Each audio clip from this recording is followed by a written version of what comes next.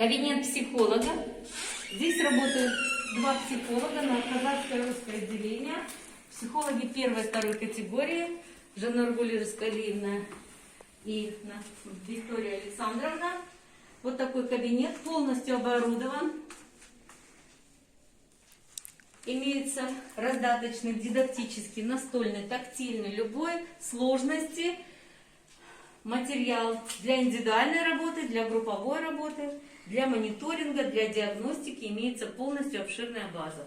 У них имеется собственный компьютер, ноутбук есть еще и плюс еще принтер, на котором распечатывают все свои материалы. Зона уголка для беседы с родителями.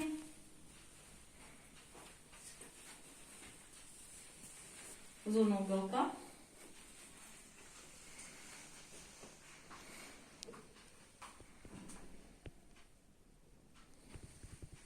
Полностью укомплектована материальная база данного кабинета.